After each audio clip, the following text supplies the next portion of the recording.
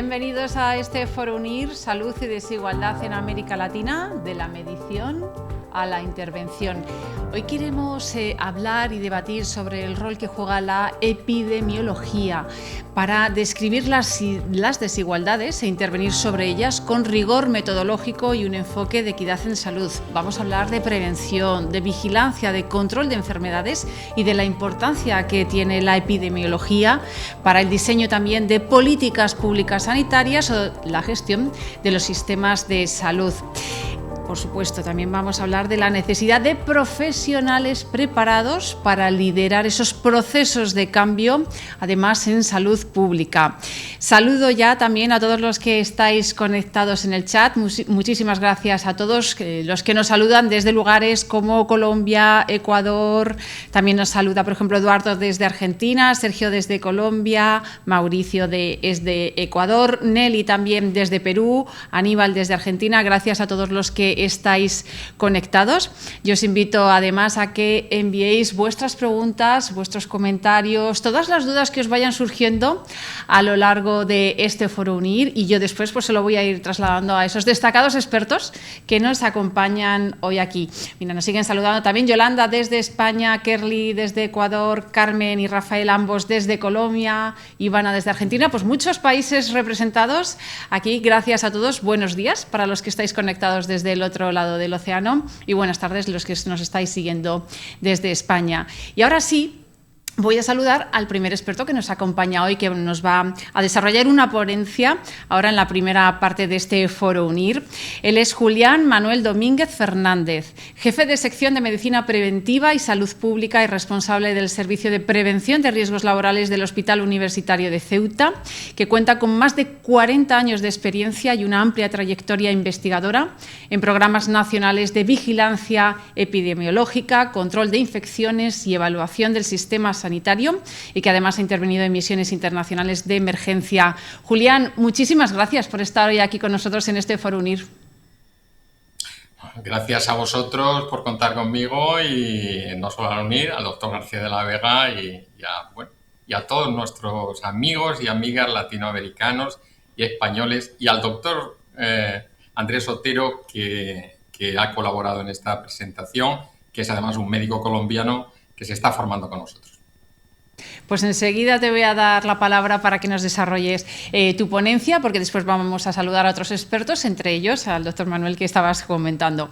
Así que te voy a dar la palabra para que nos hables de esas determinantes sociales y desigualdad estructural en salud, herramientas epidemiológicas para la acción. Así que, Julián, todo tuyo. Gracias. Bueno, en primer lugar, este título de la medición a la intervención acabará pues teniendo un colofón, y ese colofón pues va a ser un poco explicar cómo tiene que ser la epidemiología. Estamos viendo unas imágenes de Panamá en las que tuve el honor, ¿no?, y el placer de participar en una cooperación española, y en la que pudimos palpar cómo la atención primaria, la epidemiología, el control de vectores en esta zona de la selva del Darién, precisamente, pues digamos que rozaba en algunos momentos pues algunas necesidades que son las que queremos hablar hoy, basándonos también en la evidencia científica y en la bibliografía que hay publicada al respecto. También en cuanto a publicaciones de la Organización Panamericana de Salud, lo que vemos es el EMP2, el equipo médico de emergencia español, que una parte del mismo participó en esta cooperación en Panamá, con la que tuvimos un expreso contacto con la atención primaria. Pues bien, ¿qué hicimos al encargarnos esta presentación? Bueno, pues fuimos digamos que a la base, a la tierra, ¿no? Es decir, vamos a preguntarle a los médicos que han trabajado en este campo, y bueno, tenemos que agradecer a 22 médicos latinoamericanos, algunos están en España, otros no, y ellos pues nos fueron explicando un poco el porqué de la pregunta al respecto de qué pasaba o qué ocurre ahí, y básicamente en la atención primaria. En primer lugar, estos 22 médicos nos explicaron que estaban en esa trinchera sanitaria en la que se, digamos, bate la epidemiología y a través de la atención primaria, y que pasar del diagnóstico a la intervención ha sido nuestra pregunta. El perfil de estos 22 médicos, la mayoría trabajaban en atención primaria y en el sector público y tenían experiencia directa y, bueno, dieron un valor a la evidencia suficiente. La mayoría eran colombianos, son colombianos, y a pesar de todo esto, su trayectoria ha sido de experiencia, en la mayoría en el Sistema Nacional de Salud y en sectores mixtos, público-privados, y han trabajado en el primer nivel. ¿Y qué nos dicen estos médicos? Bueno, pues nos dicen que la pobreza es la causa de las causas. Bueno, la epidemiología tiene que tener como elemento fundamental, es uno de los elementos fundamentales, el nivel socioeconómico y la ruralidad, en este caso, como una variable tremendamente importante. ¿Dónde se rompe el acceso al sistema? ¿Dónde no podemos trabajar, digamos, de una forma fehaciente? Bueno, pues en la barrera económica, en la barrera administrativa para poder acceder a los servicios. Si no accedemos a esos servicios, tampoco podremos medir luego, porque no podemos obtener datos donde la atención primaria, en este caso, pues no llega. Otra barrera es el coste directo e indirecto, así como la burocracia y la administración, pues digamos que muy basada en criterios políticos. ¿Cuál es nuestro reto entonces como epidemiólogos? Bueno, pues nuestro reto está en que si navegamos a ciegas, si no tenemos fiabilidad de datos, si no podemos aplicar esas políticas públicas basadas en evidencia epidemiológica, poco podremos hacer, ¿no? Y para eso hay que tener datos, pero siempre datos que nos guíen a la acción. ¿Cuál es el estado de la atención primaria según estos médicos? Bueno, pues preventiva y continuada y aceptable con limitaciones, pero demasiado rápida. ¿Qué significa esto? Pues que tienen demasiados pacientes, lo que significa que probablemente lo que nos dicen todos los informes es que no hay suficientes médicos. La competencia más era el cambio en salud poblacional en la América Latina es la gestión de esos recursos de forma adecuada y la incidencia política. Bien, pues la suma de lo importante más allá del dato: considerar que la causa económica es la mayor barrera de acceso a la población, considerar que la competencia con mayor urgencia debe liderar el cambio en la salud poblacional en la América Latina, y eso es una adecuada gestión de recursos.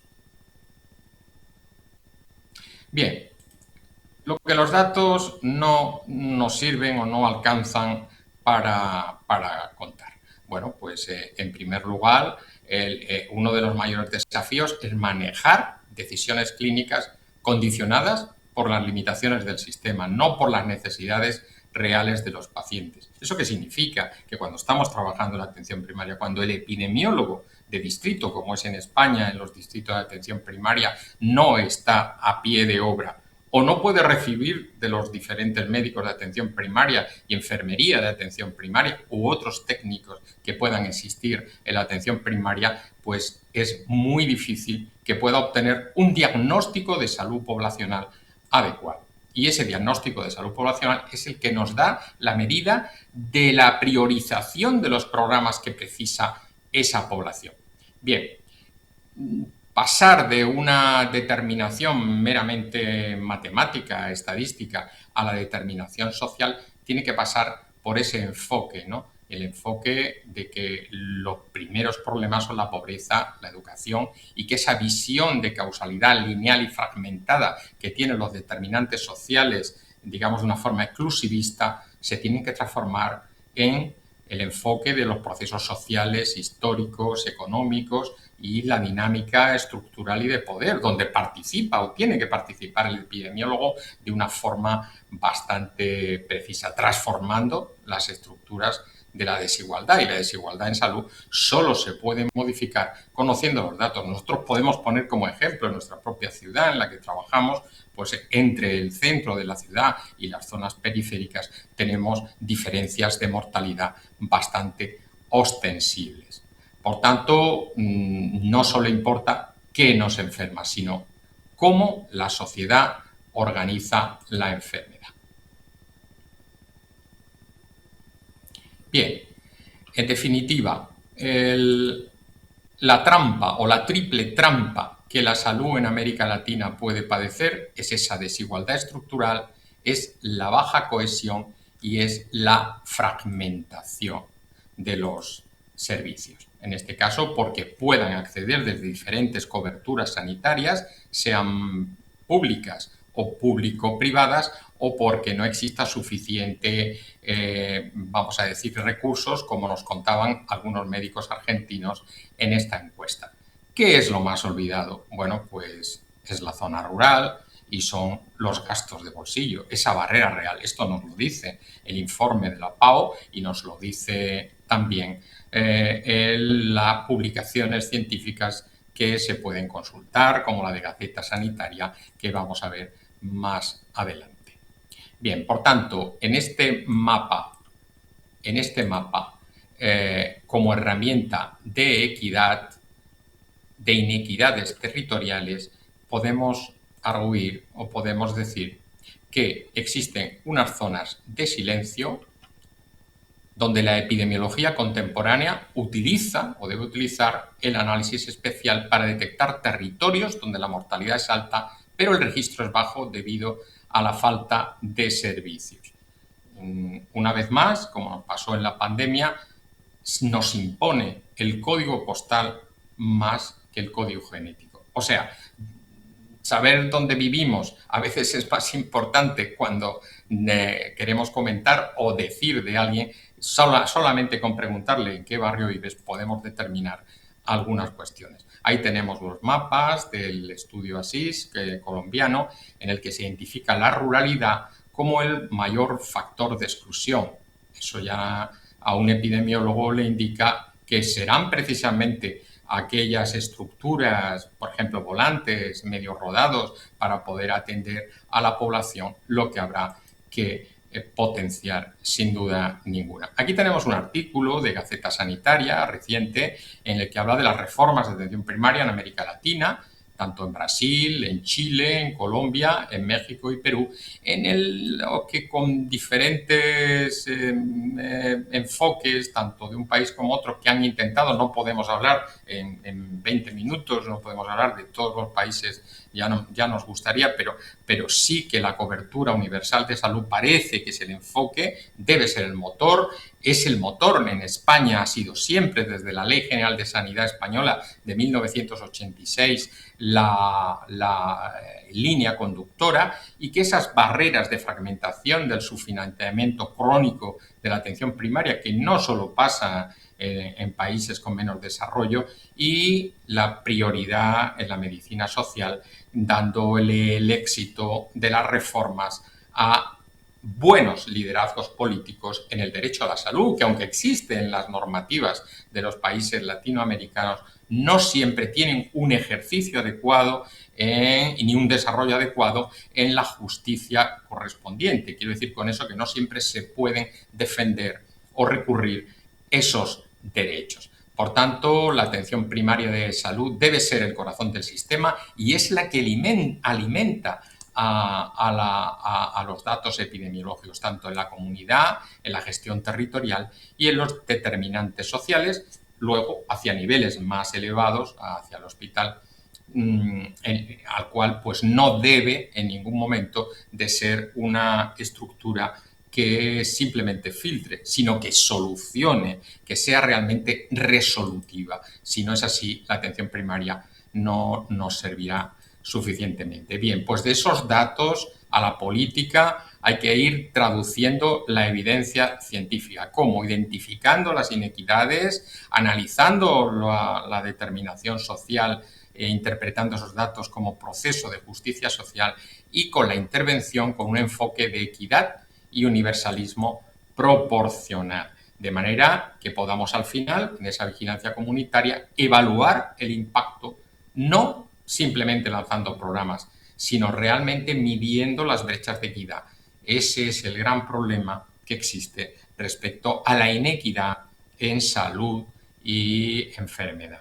Por tanto, en esa epidemiología de la equidad, el sistema busca al paciente en esas zonas rojas, en esas zonas que hemos visto, por ejemplo, en los mapas del estudio colombiano, y basándonos en datos, como era ahí, de desnutrición para priorizar recursos, que a fin de cuentas nos llevan a mayor mortalidad infantil, por ejemplo. Bien, ejemplos prácticos. Bueno, pues ahí tenemos algunos ejemplos de cómo se deben de montar o qué podemos hacer, pues desde equipos sanitarios en canoa, como vemos ahí, de unas brigadas de SAUDE, hasta, bueno, no pensar solamente en que podemos hacer una cobertura, sino que realmente esa cobertura debe ser adecuada. Aquí vemos pues unas fotos que podrían haberse tomado en esa aldea de Bajo Chiquito, ¿no? Junto al río Turquesa en el Darién, y que son pues prácticamente iguales a las que vivimos en esos días de noviembre de 2025. Bien, como conclusiones puente, la equidad se diseña, pero conscientemente, y que esas lecciones birregionales, bueno, aquí tenemos un modelo de atención primaria de salud en España integrado, integral, continuado, permanente, un modelo sólido, sí, pero también tiene sus problemas, ¿no? Y uno de esos problemas es la falta de médicos especialistas, y también otro problema, bueno, es la masificación y la necesidad de abrir más estructuras y de no perder nunca esa visión epidemiológica, esa visión de salud pública que tiene que tener la atención primaria. Para eso ha de haber un fortalecimiento sistémico, ¿no? Combatiendo la fragmentación. La fragmentación en, vamos a decir, estructuras de tipo cajas de seguro o similares, hicieron mucho daño a la atención primaria inicial, pero pueden volver a hacerlo. Por ejemplo, en Panamá, este era uno de los ejemplos, ¿no? Que dependiendo de la caja de seguro tenías un tipo de atención u otro. O sea, eras un ciudadano de mayor nivel a nivel sanitario o de mejor cobertura o no. Hallazgos clave de la encuesta fueron, por tanto, el 90% determinaban que era la pobreza, el 59% que eso era la barrera principal, la económica, y que los datos, bueno, fiables eran en un 30%, ¿no? Y que la ruralidad era el principal factor. En definitiva, sin medición de las desigualdades, la epidemiología se queda en el promedio, y esto es lo que queremos, pasar de una epidemiología de salón a una epidemiología para la acción. Y para eso tenemos que tener no solamente a buenos epidemiólogos y formados, sino también motivados en el ejercicio de la medicina social y de la salud colectiva. Muchas gracias. Muchas gracias, Julián, y de eso vamos a hablar ahora también cuando abramos la mesa a los otros dos expertos, de la importancia de la epidemiología y cómo pasar a la acción para que realmente pueda aportar y mejorar todos esos datos, ¿no?, que nos has presentado. Así que voy a presentar ya a Inma Aguilera, coordinadora académica y profesora del Máster en Epidemiología y Salud Poblacional de UNIR. Muchísimas gracias, Inma, por estar hoy aquí. Gracias, Ana. Encantada y bueno, encantada de estar aquí en este foro y acompañar. Gracias por invitarme. Y Manuel García de la Vega, presidente de la Sociedad Española de Medicina Preventiva, Salud Pública y Gestión Sanitaria. Manuel, muchísimas gracias también por estos minutos que vas a compartir con nosotros. No, muchas gracias a vosotros. Creo que cuando comenzamos a trabajar y organizar este Foro UNIR, la verdad que fue interesante el poder plantear, traernos pues a un gran profesional, un líder, que es nuestro compañero Julián Domínguez, al que quiero mucho. Es uno de los portavoces de la propia Sociedad Española de Preventiva, Salud Pública y Gestión Sanitaria, y yo creo que cada bueno, de que el experto en la materia, está claro que don Julián Domínguez ha dado una lección de la salud y la desigualdad en América Latina bueno, yo creo que el debate va a ser bastante interesante. Espero que lo sea. Pues sí, antes de lanzaros la primera pregunta, recordar a todos los que estáis conectados que podéis enviar vuestras preguntas, vuestros comentarios y después las vamos a ir trasladando a nuestros expertos. Primero, antes de plantear esas primeras preguntas, estamos hablando de ese papel clave de la epidemiología. En tu caso, Manuel, esa primera valoración, esos puntos claves que tú dirías, después de haber escuchado esa presentación de Julián. Sí, no, yo creo que Julián lo ha dejado muy, muy bien claro. Creo que la situación epidemiológica, nosotros, los médicos preventivistas y salud pública y los epidemiólogos, tenemos claro que sin medir, sin tener un registro, sin tener, no podemos planificar. Realmente eso es lo importante. Cuando hablamos de determinantes sociales y hablamos de pobreza, pues tenemos que saber efectivamente cuál es la pobreza de una región, de una población, o el hacinamiento, o por ejemplo el empleo que tiene esa región. Yo creo que la situación epidemiológica es importante. Esto denota pues toda la intervención que podamos hacer y, por supuesto, no podemos intervenir, no podemos llegar a la acción si realmente no tenemos lo necesario, es decir, conocer el terreno. Y eso creo que lo ha dejado muy bien explicado el doctor Domínguez. Inma, en tu caso, esta visión que estamos hablando, ¿no?, que hay que pasar de esos determinantes sociales a la determinación social y que a veces se confunde un poco salud con atención médica, ¿no? Es quizá urgente un cambio de visión. Sí, efectivamente, Ana. Yo creo que es una de las ideas claves que emergen de la presentación del doctor Julián, es precisamente esto, ¿no? Que sí que es cierto que la atención médica es importante, ¿no? Y es uno de los factores que también influye en el estado de salud de la población o de un individuo en concreto, pero hay que tener en cuenta esa visión holística, integrativa, también de la epidemiología, de la mano de la epidemiología, para tener en cuenta los otros factores que ya se relacionan con esos determinantes sociales y estructurales de salud que están y que influyen mucho más en el riesgo de enfermar o en la calidad de vida o en cómo vive esa persona. Y entre ellas, pues también lo ha comentado el doctor Julián, pues educación es una de ellas. Entonces creo que es clave tener en cuenta que la desigualdad económica no es solamente un indicador macroeconómico en este sentido, sino que es un determinante estructural de salud, y tanto hospitales, entornos clínicos hospitalarios, como también epidemiólogos tenemos que poner atención hacia este modelo, ¿no? Hacia estudiar, identificar y tomar decisiones generadas por esos buenos datos en torno a cuáles son y cómo son esos determinantes sociales y estructurales de salud. Estamos hablando de ese cambio de visión necesaria. Julián, vuelvo a ti, porque, por ejemplo, Eduardo nos estaba planteando que cómo se puede integrar realmente esa participación comunitaria en estos análisis, ¿no? Para que esos determinantes sociales no se midan solo desde arriba, ¿no? Que se baje al terreno. Incluso nos plantean, ¿aprendimos algo de la pandemia en este sentido sobre la importancia del valor de los datos en salud? Bueno, sin duda es una pregunta excelente, ¿no? Es una guerra que hemos tenido siempre los que hemos trabajado en la atención primaria, en la gestión de la atención primaria, y es el conseguir que la participación comunitaria realmente se traslade a la gestión sanitaria, ¿no?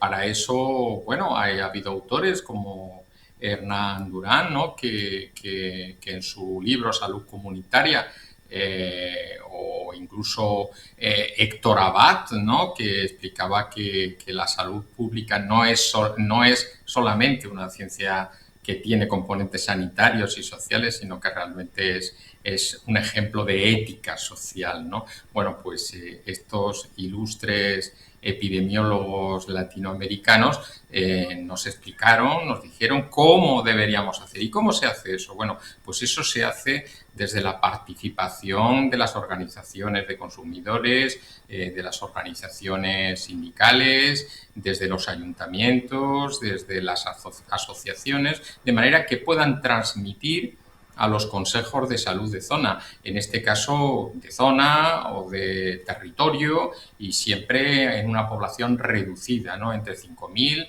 20.000 habitantes, que es lo que cubre aproximadamente o debe cubrir un equipo de atención primaria en una zona pequeña. ¿Cómo trasladar esos datos, cómo trasladar esas necesidades percibidas hacia la gestión sanitaria.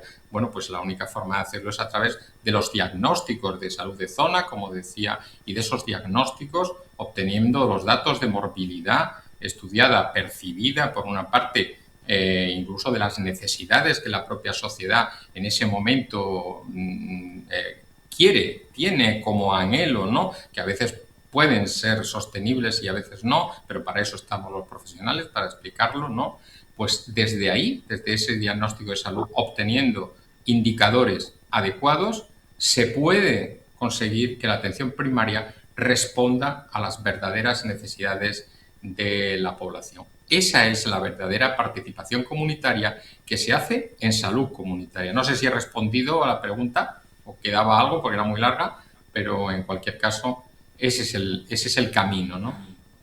Sí, también nos planteaban la cuestión, pues eso, de si la pandemia nos ha cambiado el chip, ¿no? De la importancia de los datos.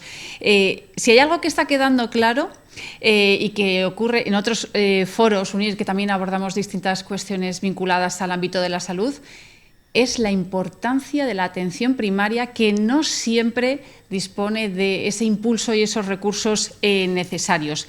Pero yo quería seguir trasladando esas preguntas que nos están llegando. Este caso voy a trasladársela a Manuel.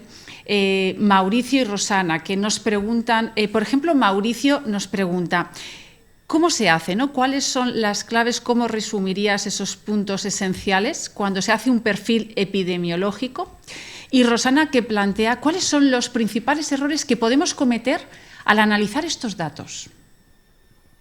Bien, bueno, la verdad que muy buenas las preguntas también. Tanto, bueno, yo creo que aquí lo primero que tenemos que generar es una implicación de todo, ¿no? A la hora de poder plantear una salud pública, de poder tratar de movilizar el mayor número de personas, de profesionales, de instituciones.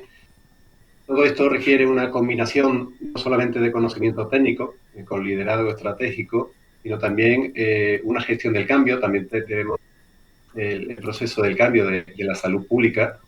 Y también otra cosa que es la participación ciudadana. Creo que todo esto es lo que nos podría permitir el cambio a la salud pública. Y bueno, habéis puesto el ejemplo de la pandemia. Hace poquito más de 6 años que comenzó esta pesadilla, pero que aprendimos mucho, y sobre todo los epidemiólogos y los médicos preventivistas de salud pública y los compañeros que trabajamos tanto en atención primaria como en atención hospitalaria, aprendimos mucho de ese trabajo colaborativo y, por supuesto, pues sí que esto puede generar errores, como ocurrió con respecto a la pandemia COVID.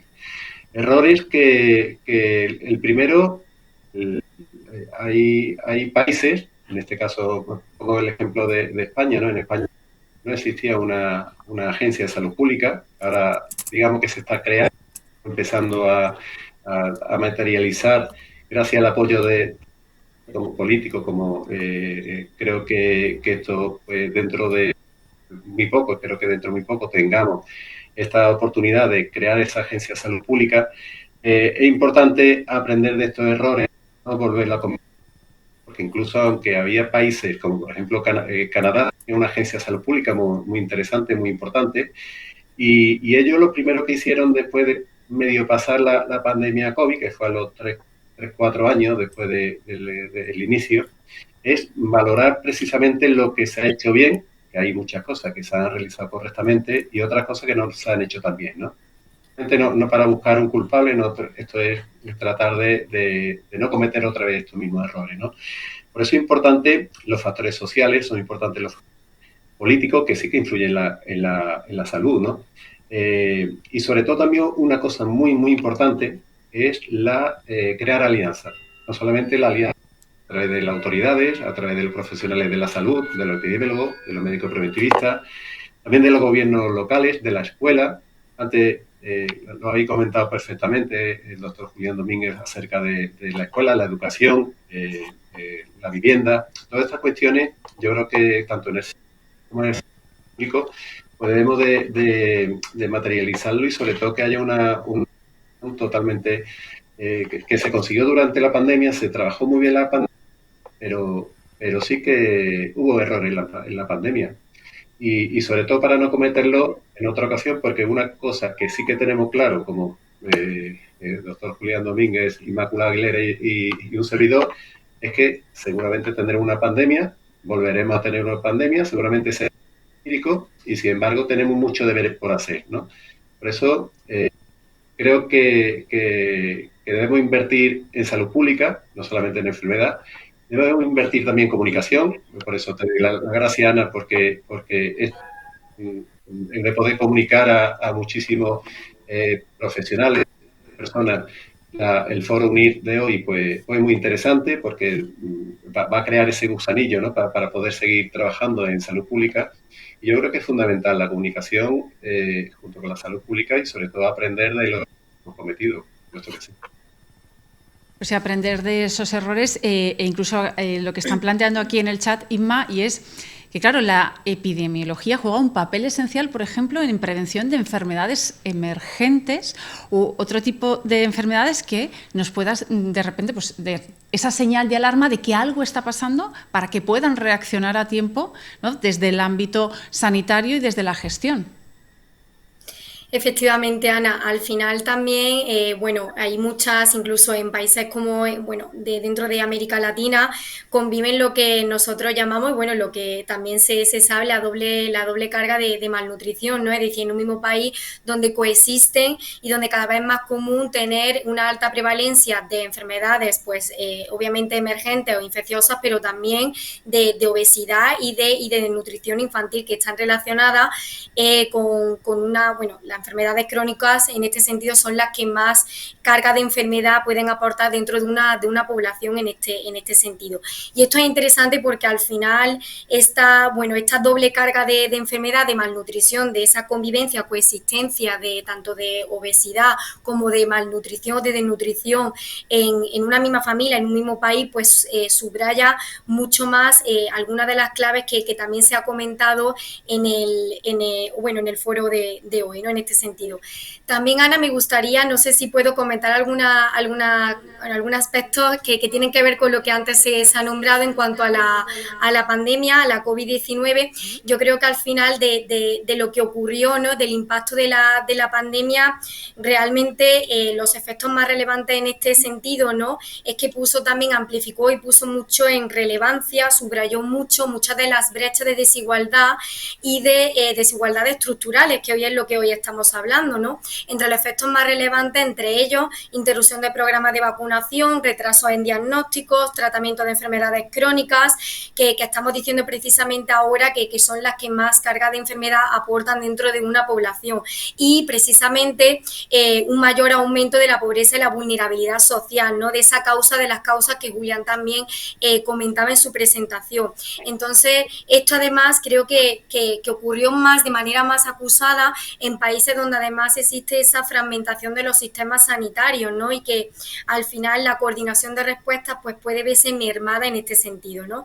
Pero creo que es importante, sobre todo, aparte de los deberes que todavía nos quedan por hacer como sociedad, sistema sanitario, como epidemiólogos, tanto en América Latina como aquí en España, también quedarnos con cuáles fueron los aprendizajes, ¿no?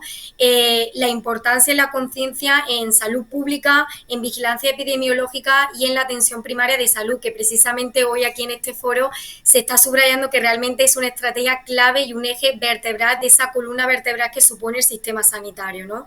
Porque al final la atención primaria va a permitir acercarnos a los servicios de comunidad, llevar a cabo también programas preventivos y programas intervencionistas. Para eso también se necesita más inversión y para poder actuar de manera más decisiva y más precisa en esos determinantes sociales y estructurales que tienen un gran impacto en las enfermedades, pues que conviven en un mismo país, ¿no? Entonces, bueno, quería también pues subrayar esto. Sí, sin problema, Inma, porque además es algo de lo que estamos hablando, ¿no? Esa importancia de toda vuestra labor epidemiológica y esa necesidad de conectarla con la medicina, con la gestión sanitaria. Hablaba justo ahora, Inma, también de la malnutrición. también lo que había comentado Julián, y precisamente una de las preguntas de Nelly desde Perú nos planteaba esto, ¿no? ¿Qué papel puede tener la epidemiología nutricional en el diseño de intervenciones poblacionales para reducir enfermedades crónicas en contextos de desigualdad social e incluso en algunos sitios donde son regiones productoras de alimentos y que tienen esos niveles tan altos de malnutrición? Julián.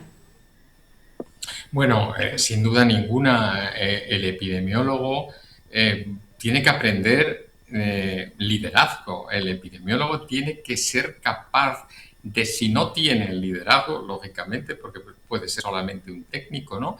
De transmitir a los líderes de salud, a los gestores, las necesidades que en muchos casos no son necesidades puramente sanitarias, sino que son necesidades sociales, ¿no? Esto nos pasa, por ejemplo, en las actuaciones de cooperación, en las cuales a veces lo más importante es llevar suplementos alimenticios, ¿no? Porque son la solución inicial para cualquier tipo de tratamiento, para el comienzo de cualquier tipo de tratamiento. Si no estamos bien alimentados, ahí tenemos la tuberculosis, como renace en algunos grupos de personas o incluso en los países más desarrollados. Pero sin duda ninguna, respondiendo a la pregunta, el epidemiólogo tiene que ser un ayudante, tiene que ser una mochila que tiene que estar al lado del líder de las políticas de salud en cualquier territorio, o al lado de los gerentes de áreas, si se llaman así, en el sitio que fuere, o de aquellas personas que toman decisiones. En este caso, no solo ocurre eso, sino que incluso ocurren situaciones como el que la obesidad esté subiendo, precisamente donde existen también cuestiones de malnutrición simultáneamente. Por tanto, en las decisiones sociales es donde tiene que estar el epidemiólogo, y esas decisiones se deben de tomar en aquellos consejos de salud o en aquellas áreas en las que existan consejos dirigentes, grupos dirigentes o estructuras de poder político en las cuales se determine cuáles son esas necesidades. Y eso lo hace el epidemiólogo. ¿Cómo? Diagnosticando malnutrición. ¿Dónde se hace eso? En la atención primaria. Sin duda alguna, epidemiología, vigilancia epidemiológica, la salud pública, tiene como base, como cimiento, la atención primaria. Por eso hemos hablado básicamente de la atención primaria y nos hemos basado también en el informe de la FAO. Sí, esa atención primaria, que es el primer sitio, ¿no?, donde llegamos todos, y allí es donde se puede dar esa señal de alarma. Estaba hablando, Julián, de esa importancia, hablaba de liderazgo, de ese perfil necesario. Por eso yo quería conocer tanto la visión de Inma como de Manuel. Vamos a empezar por Manuel. De estos perfiles, ¿no?, y cuáles son las habilidades que deben desarrollar, por qué son tan importantes. Bueno, pues principalmente sí que son importantes, sobre todo hay que cultivarlo todos los días. Yo creo que es importante, por supuesto, la formación, importante la gestión sanitaria, el liderazgo entendido como un liderazgo colaborativo, participativo, es decir, por ejemplo, los epidemiólogos estamos para colaborar, no digamos que esa gestión sanitaria, lo importante es estar al lado de, bueno, pues del político, de la persona referente, la que digamos, la autoridad sanitaria, el poder esclarecer alguna situación, alguna enfermedad de declaración obligatoria, alguna tuberculosis, el hecho de, por ejemplo, saber que cada vez nos estamos encontrando pues tuberculosis multiresistente a los tratamientos. Y por eso es importante que dentro de los epidemiólogos, que además hacemos una labor muy interesante a nivel de la red de Centinela, la red de alerta a nivel mundial, ¿no? Porque aunque estamos organizados y estamos trabajando y estamos valorando cualquier tipo de enfermedad infectocontagiosa que puede ser desde un sarampión, pues ya inmediatamente lo estamos declarando, estamos haciendo pues, el estudio de contacto, estamos vacunando, estamos poniendo precisamente para que... Un ejemplo que en algunas de las clases es que en el siglo XXI realmente pandemia nada más que hemos tenido una, ¿no? Que ha sido la COVID-19. Es un total de 16 alertas sanitarias que no ha llegado a pandemia porque precisamente ha funcionado muy bien esa red de epidemiólogos. Hemos parado ante, por ejemplo, sabéis que la COVID pues, está provocada por un coronavirus el SARS-CoV-2, y esto significa que en su día pues, hubo un SARS-CoV-1. Es decir, eso significa que el SARS-CoV-1 se paralizó, se bloqueó y no salió del lugar que no tenía que salir, que era la zona china, ¿no? Donde al final, pues en el año 2002, parar a tiempo, ¿no? Sin el trabajo de estos líderes, de estos profesionales que están apoyando, ayudando, tratando de dar esos consejos para tratar que esto no se genera, pues indudablemente, pues yo creo que la labor es muy, muy interesante. Esto es lo que entendemos como un liderazgo, es decir, colaboración, tratamos de ayudar, somos servicios transversales. Dentro de mi sociedad, por ejemplo, y voy a hacer un poco de publicidad de la Sociedad Española de Medicina Preventiva, Salud Pública y Gestión Sanitaria, nosotros a nivel somos como 1000, no llegamos a 1000 socios, entre ellos son médicos, enfermeros, epidemiólogos, médicos preventivistas, es decir, hay muchísimos profesionales, pero incluso nosotros estamos trabajando en 11 comités de estudios, de los cuales Julián, por ejemplo, está en uno de ellos, comité de estudios donde se trabaja pues todo lo que estamos hablando ahora mismo, en lo que estamos hablando ahora mismo, desde la vigilancia epidemiológica, la promoción y la prevención, la infección relacionada con la asistencia sanitaria, incluso hasta el cambio climático. Un total de 166 profesionales que actualmente están trabajando, que son máximos expertos en la materia y están tratando de crear esos protocolos, de tratar de llegar a inercia, a sinergia con respecto a determinados profesionales, políticos, porque también hay que tenerlo de nuestro lado para que nos escuchen a la hora de poder plantear desde planes de contingencia, de la formación de los profesionales, que también es importante, de los sistemas de alerta, y sobre todo lo importante es que estamos relacionados a nivel mundial. Es decir, lo que pasa a nivel mundial lo enteramos en 0, eso es importante porque poder anticiparnos, ¿no? Estamos aquí para prevenir, y la prevención es la mejor medicina. Si no prevenimos, pues al final pues, podemos tener un desenlace fatal como puede ser una pandemia o un brote de una determinada enfermedad que, como he dicho antes, puede ser un sarampión o cualquier otra enfermedad infectocontagiosa. Entonces yo creo que entendiendo el liderazgo en el sentido de ayuda y participación y colaboración a toda la sociedad. Y nos están diciendo también aquí en el chat, por ejemplo, Alejandro, que se necesitan sistemas integrales, ¿no? Que todas esas historias, esos datos estén conectados para poder dar la voz de alarma. Yo, aprovechando que está Inma también como coordinadora de ese máster, preguntarle también esas claves del perfil y qué opciones de especialización, de oportunidades, ¿no? Nos abre esta especialización, y algún aspecto más que quieras añadir a lo que ya nos han dicho Julián y Manuel. Vale, yo creo que al final estamos comentando y lo que aquí estamos hablando es de un panorama donde se identifica una necesidad, digamos, imperativa, ¿no? De cualificación especializada de profesionales del mundo de la epidemiología y de la salud poblacional, ¿no? Precisamente el desarrollo de competencias específicas en el abordaje de esas desigualdades estructurales y sociales que requieren realmente expertos, sobre todo en competencias de epidemiología social, ¿no? Es decir, ese perfil del epidemiólogo social, ¿no? Que cada vez pues lo tenemos más en cuenta, cada vez, ¿no? Se desarrolla más y sale más en estos debates, incluso en artículos científicos, capaces de trascender también, aunque es importante, por supuesto, la vigilancia epidemiológica, ¿no? Yo destacaría sobre todo 3 habilidades críticas que para nosotros en el máster son, digamos, el punto clave y el corazón de programas académicos como el máster de epidemiología, ¿no? El rigor analítico, por supuesto, el manejo de sistemas de información. De hecho, como ha indicado Julián, los datos son imprescindibles para guiar bien a la acción, ¿no? Para esa epidemiología de acción y para la toma de decisiones. Entonces, es importante esto. Y luego, por supuesto, también, pues, este rigor analítico nos lleva también a diseñar bien los estudios y a lo importante que es en epidemiología tener buenos diseños de estudios poblacionales, ¿no? Creo que también es muy importante otra habilidad crítica muy importante y que nosotros valoramos mucho en el máster, máster es la visión sistemática de estos determinantes sociales. Nosotros hablamos en el máster de determinantes sociales, determinantes estructurales, de hecho están relacionados y se miran desde perspectivas diferentes en algunas de las asignaturas, ¿no?, dentro de lo que es el programa académico. Y se habla mucho de interseccionalidad, ¿no?, que es algo que también creo que está surgiendo entre los que nos oyen.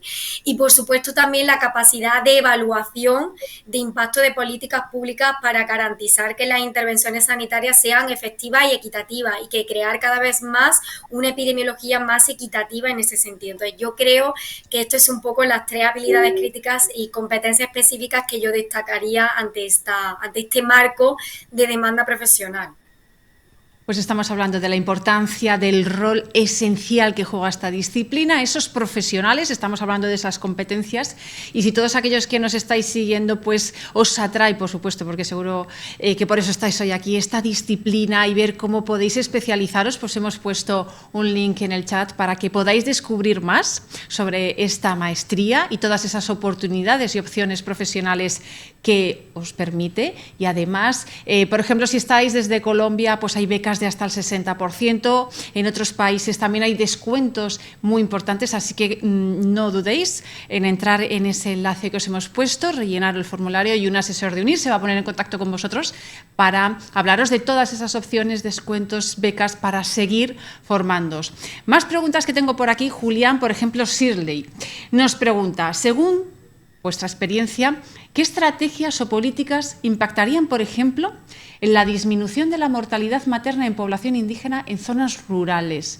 No sé si puedes darle respuesta a Shirley o algunos de esos matices importantes que se tendrían que tener en cuenta. Bueno, ese ejemplo, esa pregunta tiene un ejemplo que vivimos en Panamá, precisamente en esas aldeas del Darién, ¿no?, en las aldeas al lado del lago Turquesa. Está claro que no vamos a poder tener una matrona o un obstetra en cada aldea.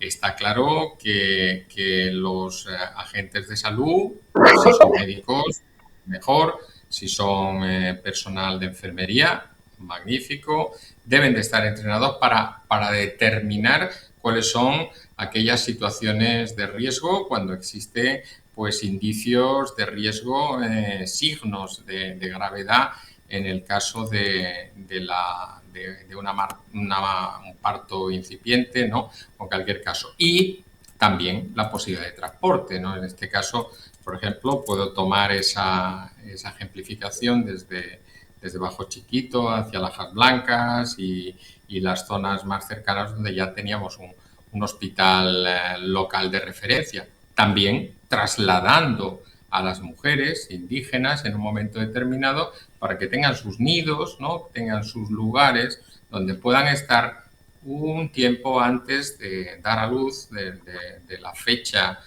prevista de parto, pues probable de parto, para poder estar esperando su parto y que no puedan ocurrir situaciones en las cuales puedan tener pues riesgos importantes, ¿no?, en desprendimientos precoces de placenta, en placentas previas y otras situaciones similares, o en presentaciones que no sean cefálicas, ¿no?, que sean podálicas o transversales o de otro tipo, que ya llevarían a una intervención quirúrgica, ¿no?, una cesárea casi seguro. Por tanto, organizar esas pequeñas residencias para mujeres que van a dar a luz previamente, yo creo que es una solución bastante factible, no cara, y que desde luego el sistema organizativo de atención sociosanitaria podría mantenerlo. Esa es una de las maneras, y yo creo que la más sencilla, la más fácil, y es estar cerca de un centro sanitario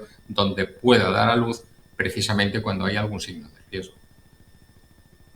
Pues estamos hablando también, por ejemplo, de desigualdad, que no afecta a todos por igual. Ahora estamos hablando de mujeres, zonas rurales, que se multiplican los riesgos. Por eso, Inma, yo quería también preguntarte, otra pregunta que nos lanzaba Jimena, ¿cómo influye la brecha de género también en la carga de la enfermedad y que a veces, como hemos comentado, tiene ese rostro de mujer?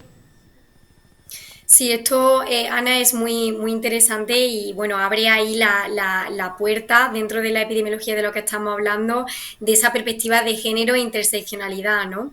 Creo que es importante, esto es, está relacionado también o lo relacionamos con esa parte, esa mirada de vulnerabilidad, ¿no? Las mujeres al final, en este caso, la desigualdad no afecta, es una realidad y hay datos sobre ello, la desigualdad no afecta a todos por igual. Ser mujer, estar en riesgo de pobreza y encima pues también en una zona rural, ¿no? Esa ruralidad, ¿no? ese indicador también que hablaba Julia en su presentación como importante, pues al final multiplica los riesgos, ¿no?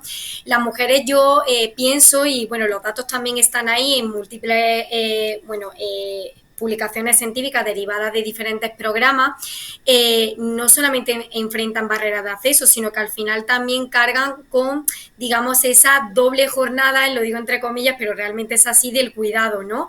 Que muchas veces los datos dejan ver, como se ha preguntado, esa mortalidad materna, ¿no? Sobre todo en esas zonas rurales y que supone realmente una herida abierta.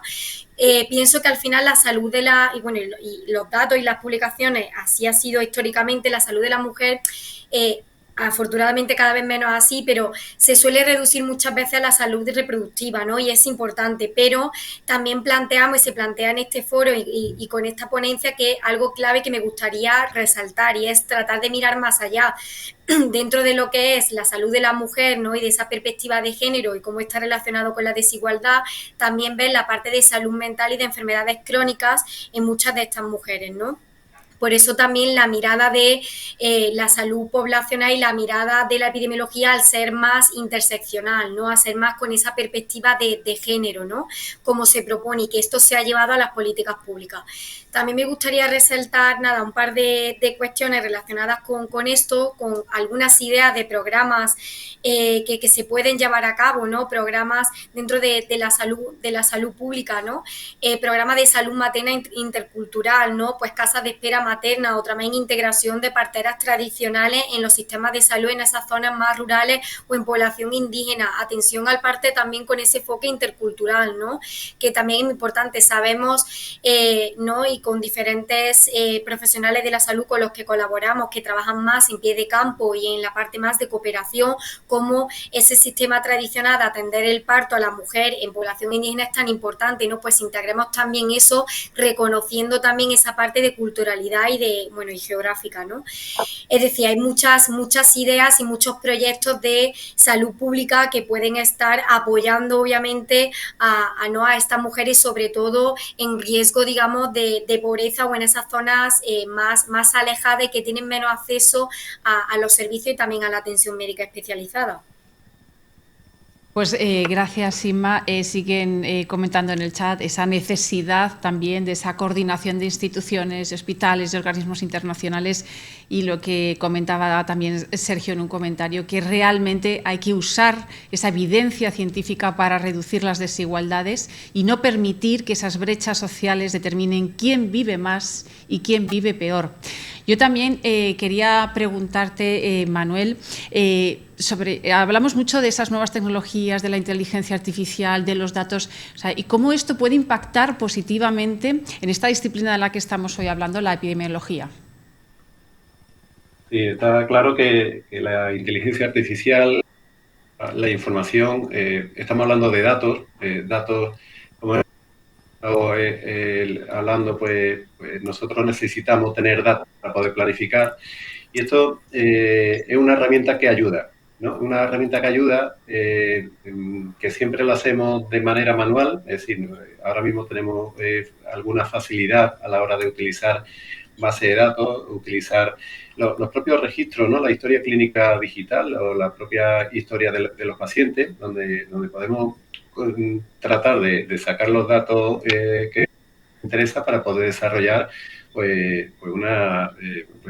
los planes, ¿no? Que necesitamos para favorecer la salud pública.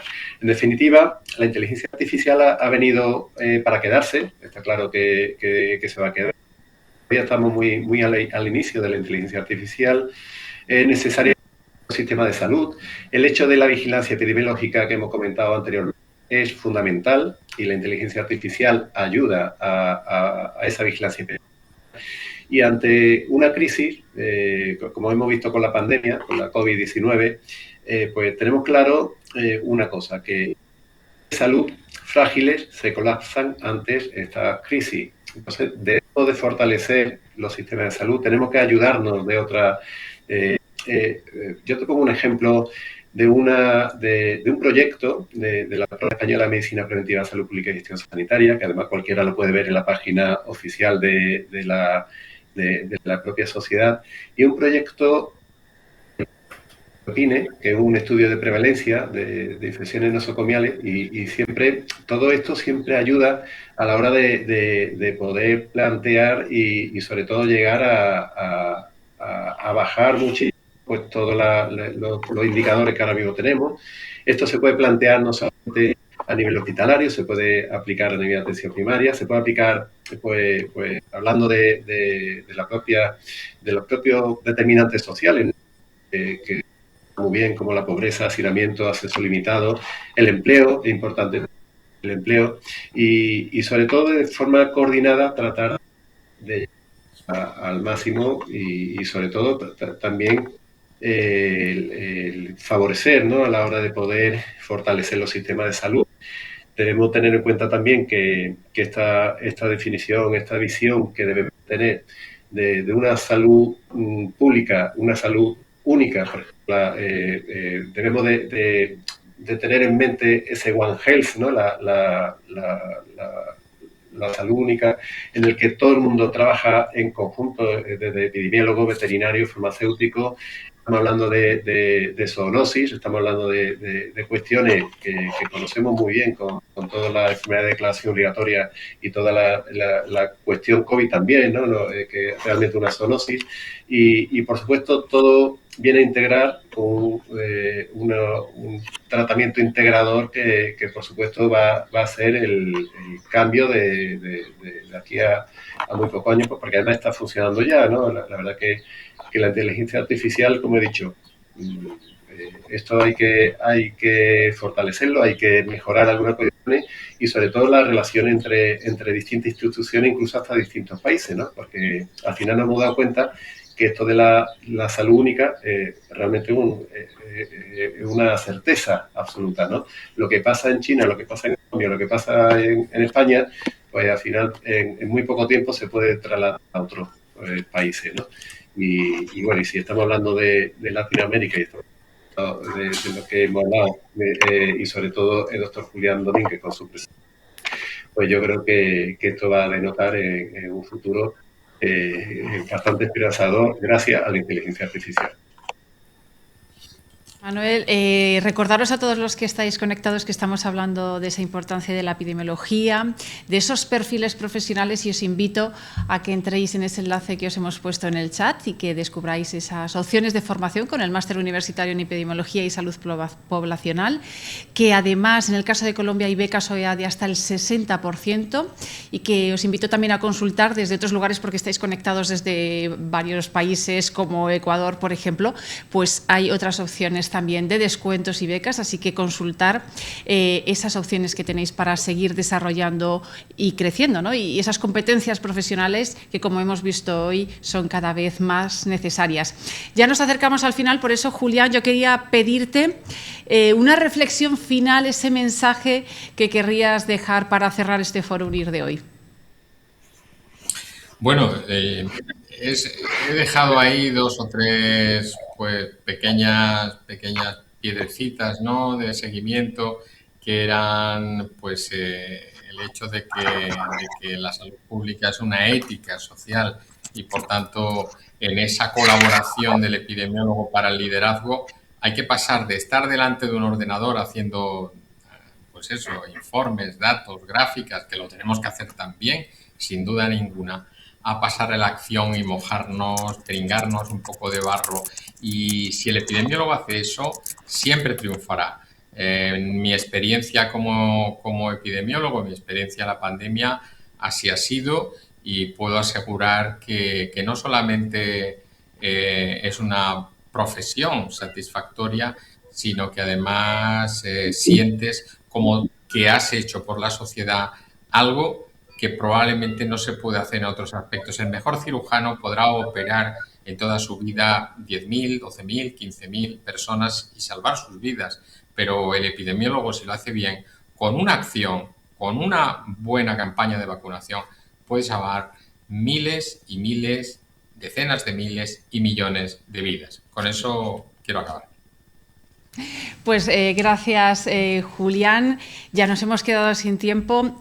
No sé, Inma, si quieres añadir algo, pero muy breve, porque ya hemos agotado el tiempo, o acabamos con esa frase que yo creo muy clara de Julián sobre la importancia que juega esta disciplina y estos perfiles profesionales. Sí, me uno justo a lo que ha dicho Julián y nada, simplemente pues uno de los mensajes más importantes que nos deja esta conversación que acabamos de tener es que la salud no se puede entender únicamente desde el sistema sanitario, ¿no? Sino también que nos recuerda en gran medida que la salud es el resultado también de decisiones sociales y políticas en este sentido. Es lo que me gustaría añadir. Gracias, Ana. Y Manuel, esa última frase. Última frase.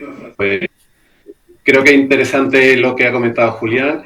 Creo que es interesante, muy importante la formación y la capacitación. Realmente ahora mismo estamos formándonos y no lo que están al otro lado de nosotros mismos. Yo creo que hablo en nombre de Inma y un servidor.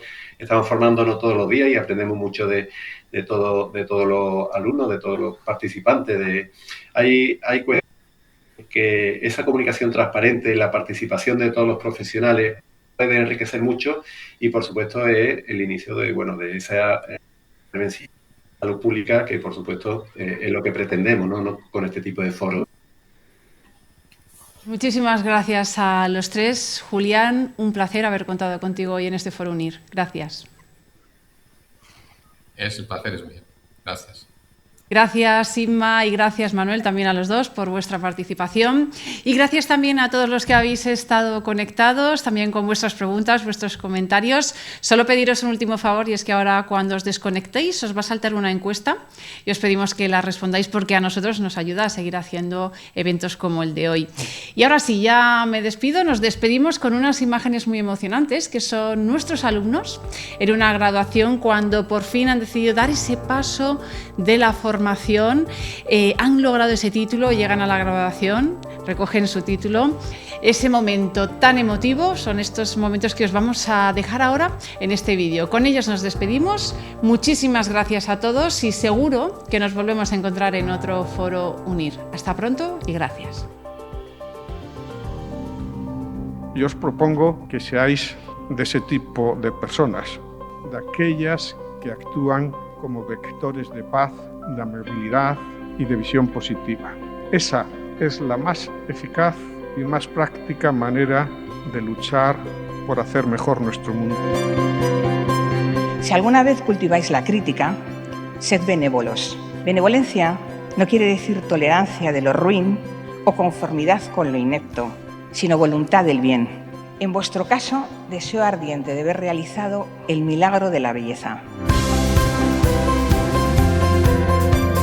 Encontré la UNIR, me gustaron bastante las condiciones, dije, bueno, pues ¿por qué no? Al final es la universidad del futuro.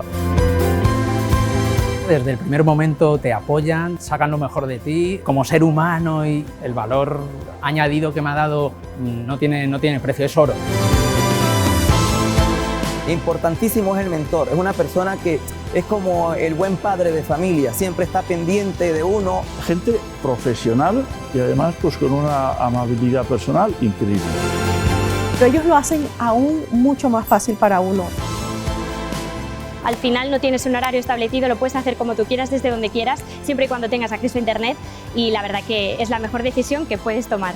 UNIR me ayudó a poder completar mi carrera desde cualquier parte del mundo.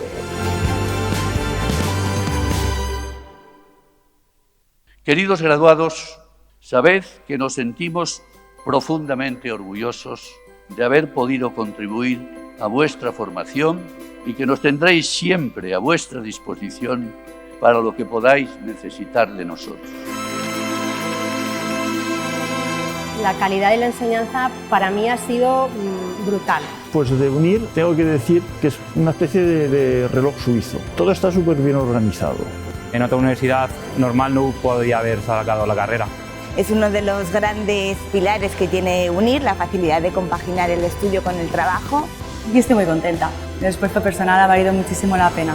Es genial poder contar con un grado después de tantos años y de tanto esfuerzo dedicado. Me han dado la opción de poder cumplir un sueño que hace tiempos lo tenía en mente. Gracias, UNIR. Invertir en tu futuro, en tu educación y en tu profesión es la mejor inversión que se pueda hacer. Y aquí estamos llenos de alegría. Finaliza una etapa, pero comienza otra más importante de nuestra vida, que es la profesional.